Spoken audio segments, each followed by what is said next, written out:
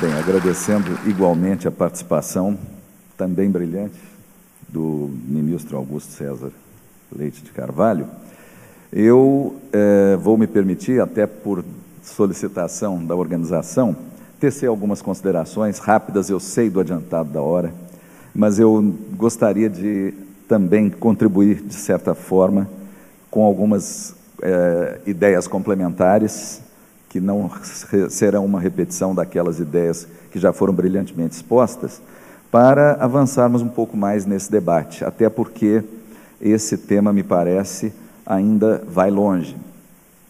E eu quero, em primeiro lugar, registrar que vários aspectos de concordância com as colocações feitas pelo professor Robortella, com muita propriedade, no sentido de que esse momento de atuação do Tribunal Superior do Trabalho, que me parece que é um momento muito interessante e é um momento histórico, é um momento de transformação realmente do Tribunal Superior do Trabalho, e não por acaso decorrente da mudança da sua composição, inicialmente da sua ampliação de 17 para 27 integrantes, realizada pela Emenda Constitucional número 45, e pelo natural e inevitável movimento cronológico, né, de mudança dos seus integrantes, e isso ocorre em todos os tribunais do mundo inteiro, inevitavelmente, e isso é absolutamente normal e salutar, e não se pode esperar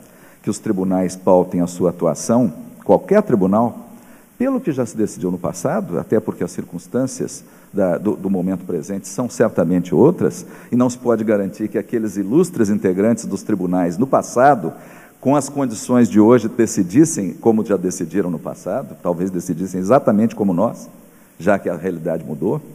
Então não vai nenhum tipo de crítica, nenhum tipo de ataque ao que se decidiu no passado, apenas nós exercemos a nossa função constitucional no presente, e é o nosso dever.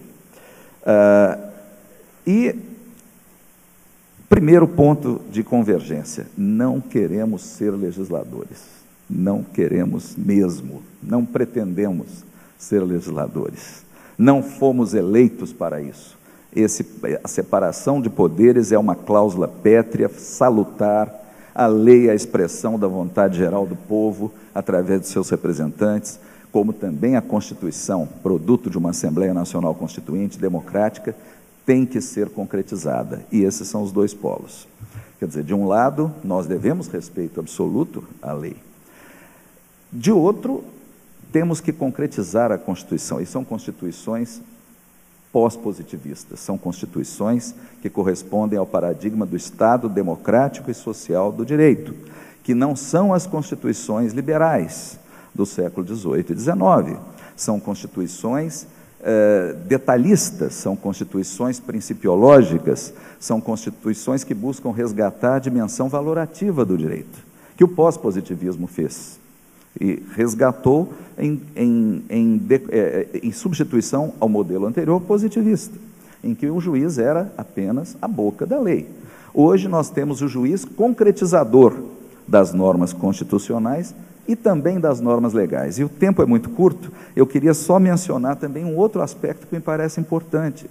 As leis hoje não são as leis também do modelo positivista, não só as constituições.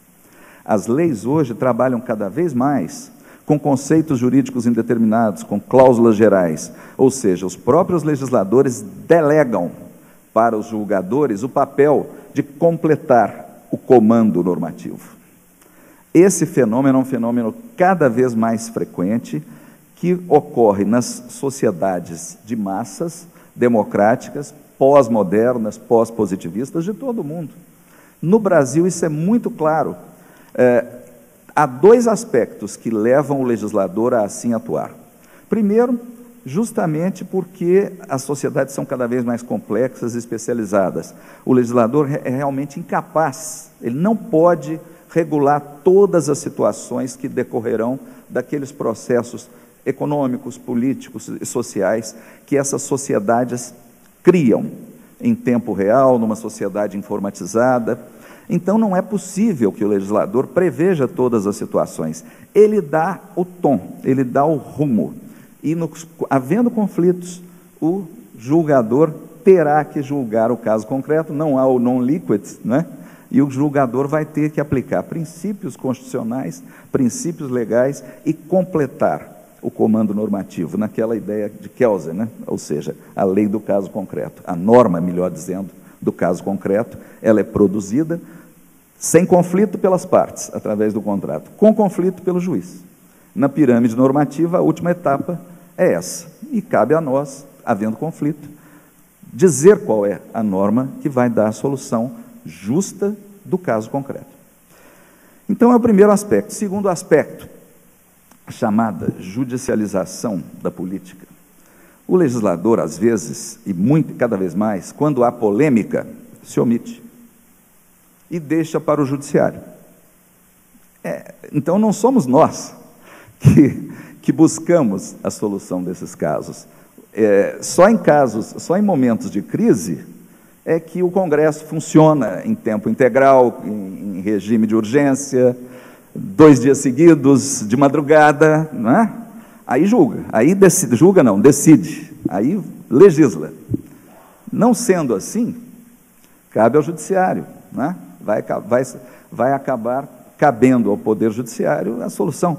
E nem estou falando dos casos, por exemplo, dos efeitos das uniões homoafetivas. O Supremo Tribunal Federal foi tão criticado por ter decidido essa situação extremamente importante que o legislador não enfrentou. Em outros países, na França agora foi votada uma lei, bem ou mal, legalizou. Agora, no Brasil, o Supremo teve que assumir esse espaço de decisão, não é? E com críticas muito sérias a respeito da ocupação do espaço específico do Poder Legislativo. É uma discussão que talvez ainda se dê, não sei, mas eu estou dando um exemplo concreto. Pois bem, em outras palavras, o que nós temos procurado fazer, talvez com alguns erros ou não, e é absolutamente democrática a discussão, recebemos com a maior consideração, com o maior respeito, estamos sempre abertos a examinar toda e qualquer decisão nossa, somos exercentes de uma função pública, constitucional, e não estamos imunes a qualquer crítica, elas são sempre muito bem-vindas, no sentido de, eventualmente, verificar algum excesso, algum engano que possa ter sido cometido. Mas nós não estamos pretendendo legislar. E o que se faz quando se completa o comando normativo? Nós estamos dando estabilidade a essas leis fluidas que são produzidas pelo Poder Legislativo. Nós estamos dando segurança jurídica. Nós estamos completando os comandos normativos que não existem na lei. A lei é fluida e produziria uma situação de insegurança jurídica. Os empregadores e os empregados não saberiam como se conduzir diante dessas leis genéricas e demasiado abstratas que têm sido produzidas por boas ou más razões pelo Poder Legislativo. Então, a jurisprudência tem esse papel de completar esse comando normativo, de dizer ao empregador que quando ele fornecer transporte público aos seus empregados em trecho não servido por transporte público ou em horário incompatível, essa situação vai se enquadrar no artigo 4º da CLT, que diz que o tempo à disposição do empregador é tempo de serviço. A lei existe, data vênia. Não estamos criando nenhuma obrigação que não seja regulada pelo bom e velho artigo 4º da CLT, que existe desde 1943. Apenas estamos dizendo que aquela situação se enquadra. E eu tenho a impressão que isso é função do juiz, é função jurisdicional. Bem, outro problema, e esse problema é muito delicado, várias das novas súmulas que foram editadas por nós nas semanas do TST realmente sofreram esse tipo de crítica. E vamos examiná-las, não há nenhum tipo de desqualificação da crítica, mas não me parece que elas tenham criado obrigações que não se possam extrair do ordenamento jurídico como um todo, não exatamente de uma lei específica, mas dos princípios constitucionais que decorrem da aplicação direta e imediata das normas constitucionais como um todo, não só das normas-regras, mas também das normas-princípios. Artigo 5º, parágrafo 1º da Constituição, como já mencionou o ministro Augusto. Agora,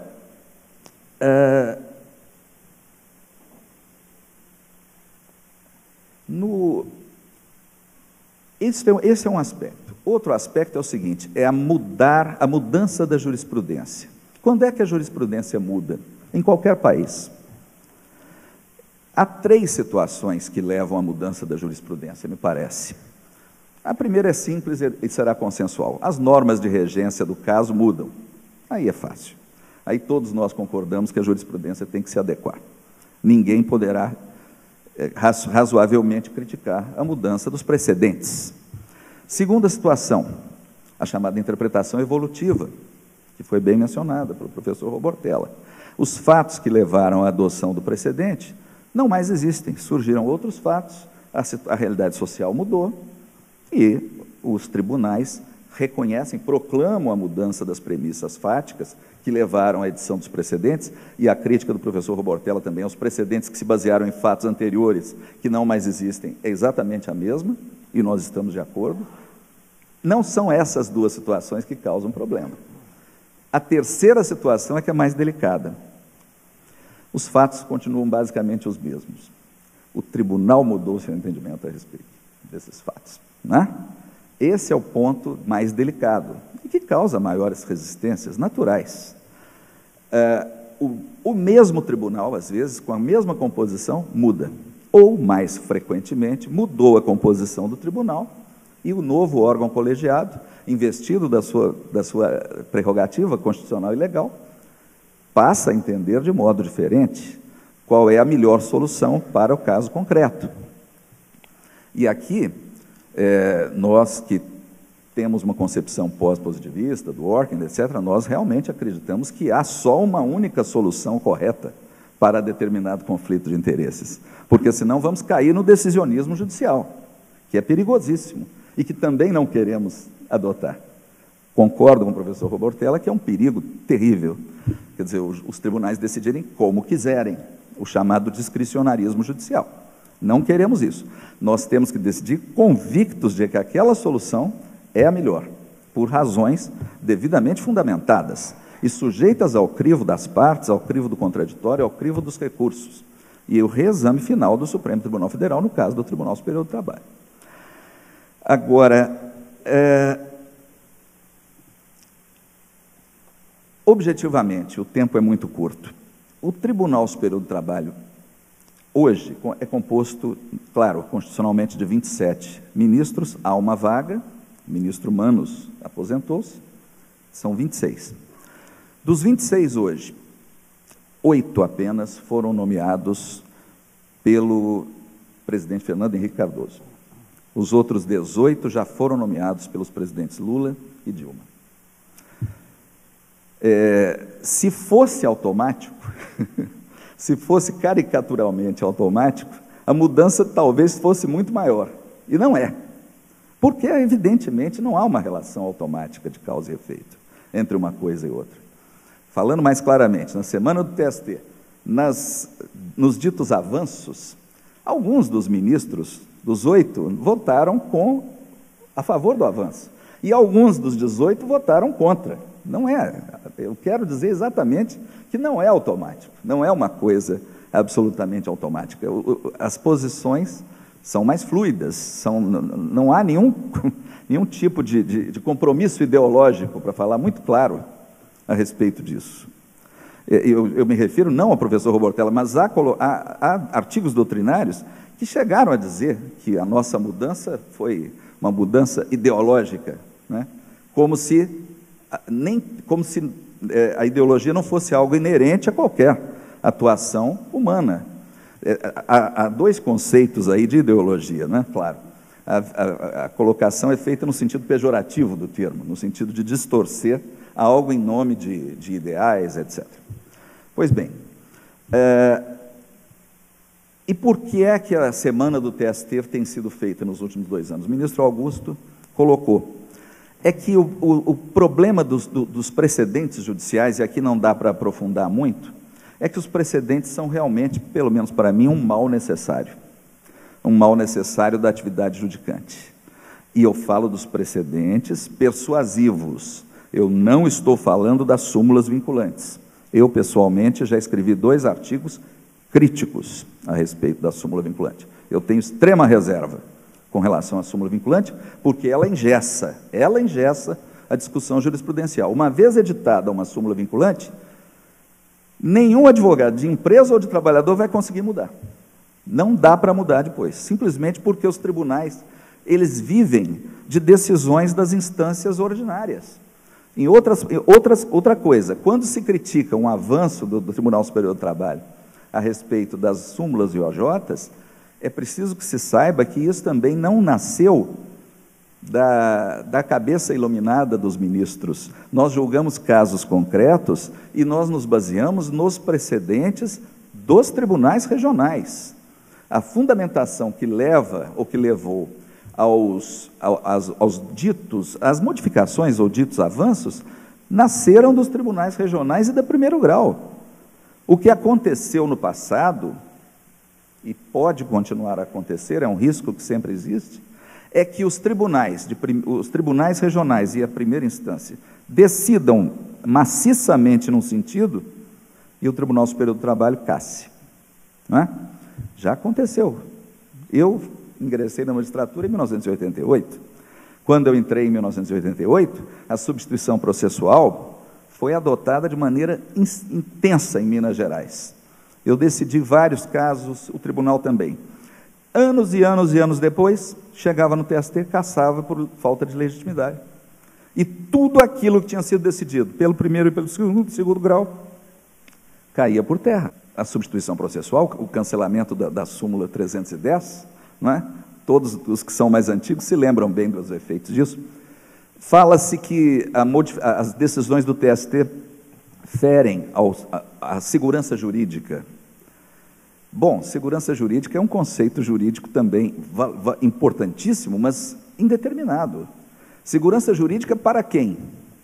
E quando uma jurisprudência do Tribunal Superior do Trabalho, ou um verbete do Tribunal Superior do Trabalho é firmado no sentido maciçamente contrário ao que se decidia antes, pelo próprio tribunal e pelos tribunais regionais? Eu falo, por exemplo, da equiparação salarial em cadeia, súmula 6, item 6, que agora foi ajustada num novo momento da súmula da semana do TST. Na primeira versão que saiu, pegamos milhares de casos em que os trabalhadores e seus advogados, confiando na redação da súmula 6, item 6 anterior, que não previa nada com relação à matéria, não se preocupavam em fazer a prova dos requisitos do artigo 461 da CLT em relação aos demais integrantes da chamada cadeia equiparatória. Não se preocupavam, porque não era relevante. Os juízes não se preocupavam. Chegou com a modificação, milhares de casos no Tribunal Superior do Trabalho foram pegos no contrapé, sem que se pudesse fazer nada, e o resultado foi de improcedência dos pedidos, com reformulação ou com alteração das decisões favoráveis aos trabalhadores, sem qualquer possibilidade de se fazer alguma coisa. E a segurança jurídica desses trabalhadores e dos seus advogados, que não cogitaram da necessidade de fazer prova? É um exemplo. Planos econômicos, plano verão, a súmula do Tribunal Superior do Trabalho, que o Supremo Tribunal Federal depois cassou. Quantas rescisórias foram feitas por causa da decisão do Supremo, que entendeu que não havia direito adquirido às diferenças salariais do plano econômico? Quer dizer, a segurança jurídica tem que valer, e é um conceito importantíssimo para todos. Pois bem, eu só complementaria aqui agora, e infelizmente o tempo é muito curto, para dizer o seguinte: o Tribunal Superior do Trabalho, me parece, vive um momento muito interessante ou muito importante, porque nós, ministros do Tribunal Superior do Trabalho, pretendemos realmente desenvolver uma atuação de concretização dos direitos fundamentais, e é outro ponto de convergência com o professor Robortella, e o ministro Augusto também já colocou isso muito bem. e de preservação do direito do trabalho.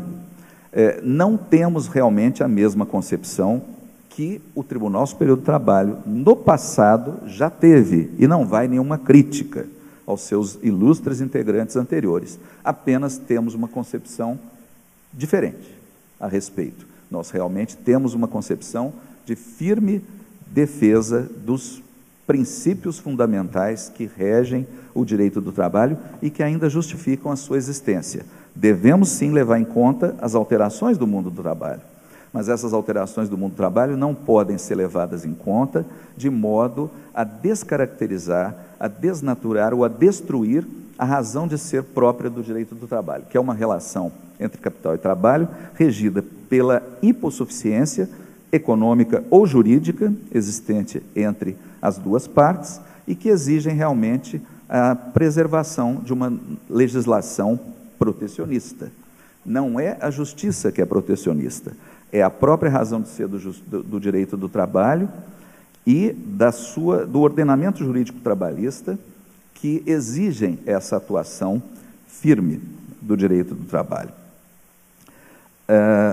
Finalmente, eu quero registrar que nós também temos uma concepção de preservar e de estimular a capacidade decisória dos demais integrantes do Poder Judiciário Trabalhista, do primeiro e do segundo graus.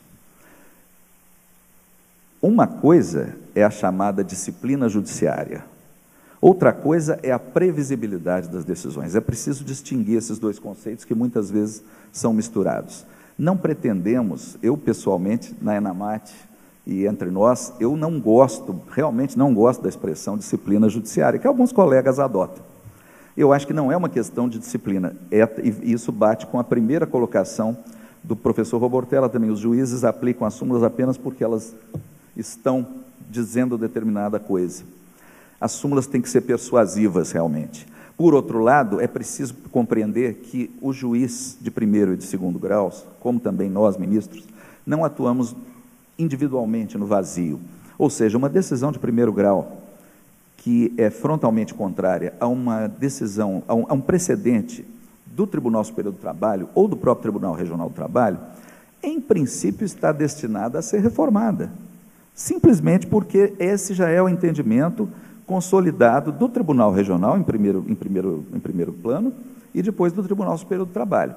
Mas, por outro lado, poderá haver circunstâncias de fato ou de direito que poderão levar à revisão. Então, é um equilíbrio delicado. Eu acho que caberá ao bom senso de cada magistrado distinguir o joio do trigo. Eu sempre tive esse cuidado enquanto magistrado de primeiro e de segundo graus.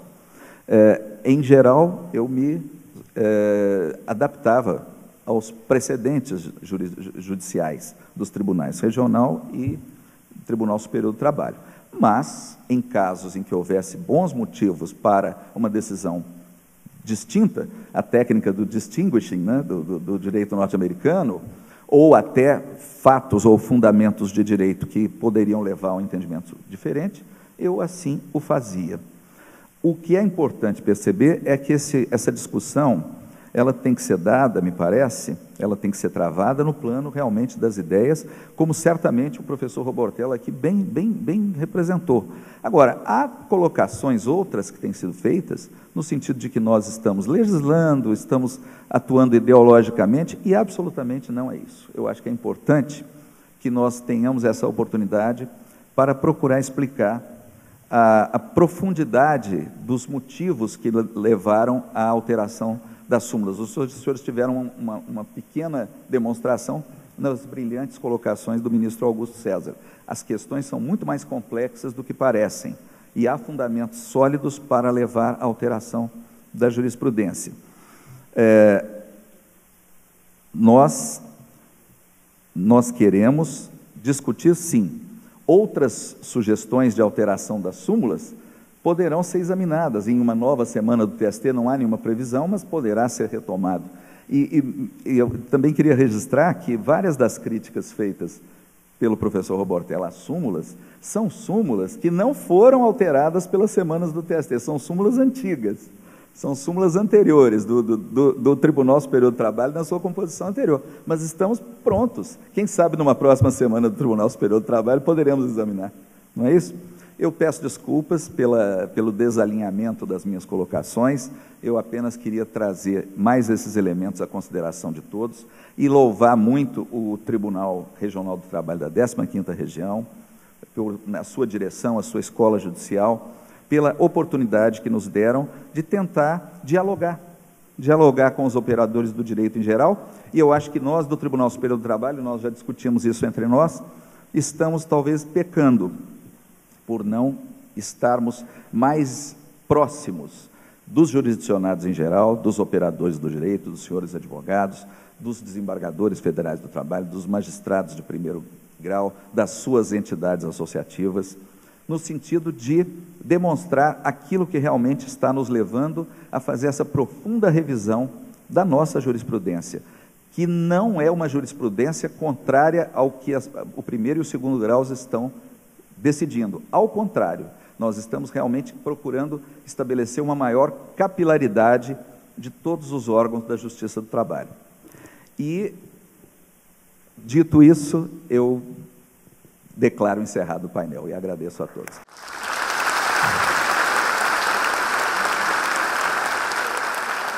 Também não teríamos como não aproveitar a prestigiosa presença dos excelentíssimos ministros do TST, que aqui nos honram, para estender-lhes uma merecida homenagem. Convidando, portanto, a excelentíssima ministra Kátia Magalhães Arruda para se juntar aos colegas aqui no palco.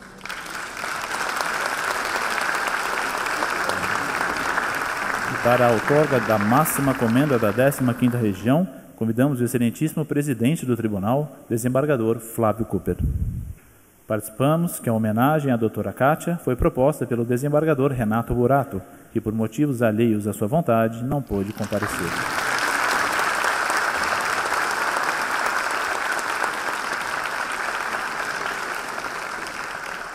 Dr. Cooper fará também entrega à sua excelência o ministro Augusto César Leite de Carvalho.